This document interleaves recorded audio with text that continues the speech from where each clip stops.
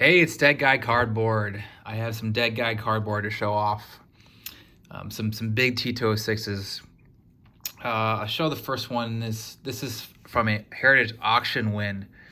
Before I show it, a little backstory behind the card and from the collection it came from. So, someone consigned their grandfather's collection, and it's known as the Ramsburg collection.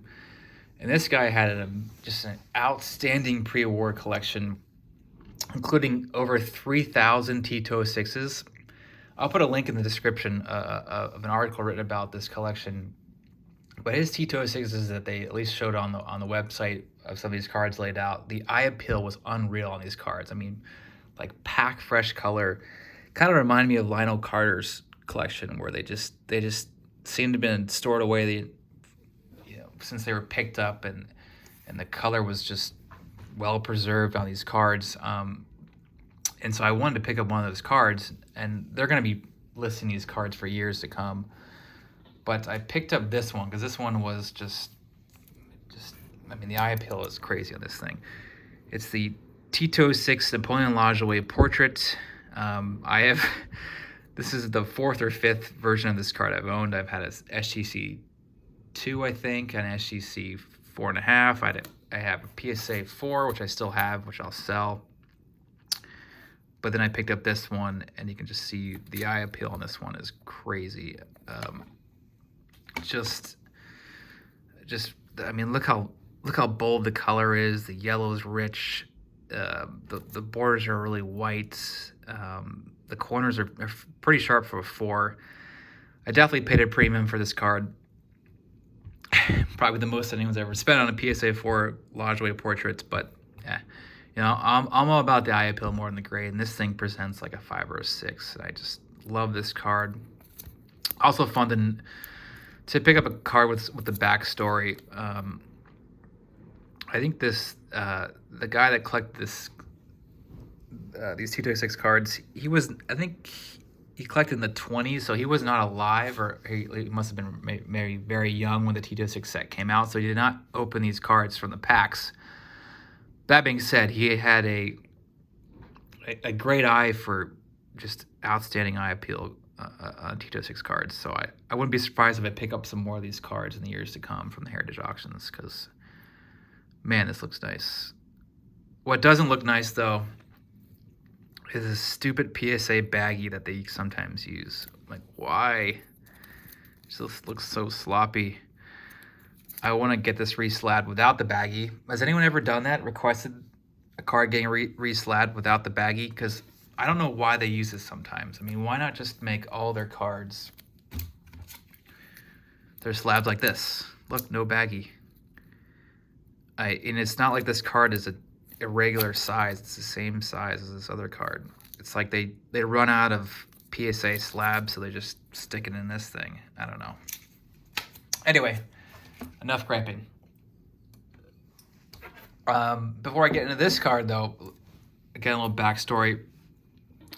This is a big card for me. I picked up a seller was selling off just an epic T206 back run collection that he had, and he was selling a lot of those cards on PWCC auctions, and I won a beater broadleaf of a Reds player. I try to get rare backs of Reds players when I can, and I ended up selling that card because I wanted to use some of the funds to help buy a T206 Ty Cobb card.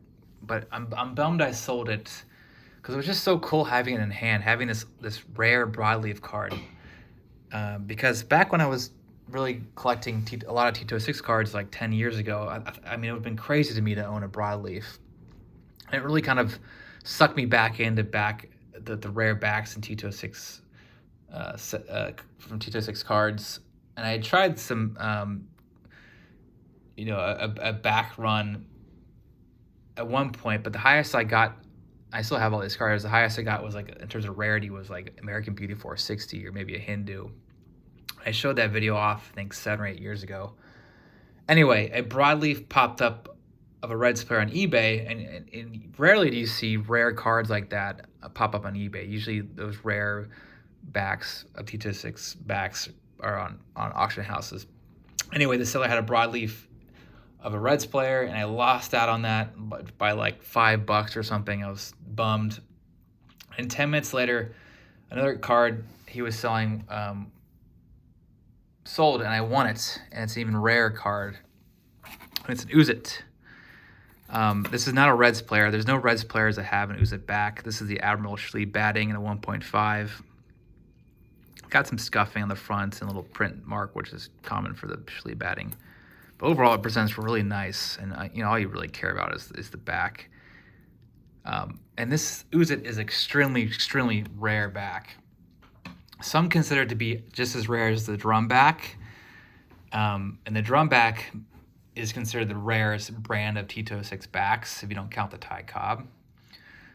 And why people consider this to be as rare as the drum back, or some do, is because David Hall, who had an extremely just prolific T206 collection, he had done a survey back in 2015 where he had surveyed cards he came across of T206s for 20 years that he came across online and live in person at conventions. And he also kind of combined that data with Scott Reeder, who also did a survey on T206 cards, and they each found that there was less Uzits than drums. But if you look at the population report between SEC and PSA, there's actually more Uzits graded than drums, so it's a bit of a head scratcher. But either way you look at it, Uzit's extremely rare. And actually, if you want to pick up an Uzit, any Uzit of any player, it's in general it's harder to find an Uzit than it is to find a drum. But if you want a drum in a particular player, it's extremely hard to find a drum in a particular player because a lot of drum cards are just one-of-ones. There's 150 players featured in the drum set, but 60 players in the Uzit set. And I think there's like 3 or 4 Schlee battings Uzits out there. Whereas if you want like a Downey drum, there's only one Downey drum known to exist in the pop reports.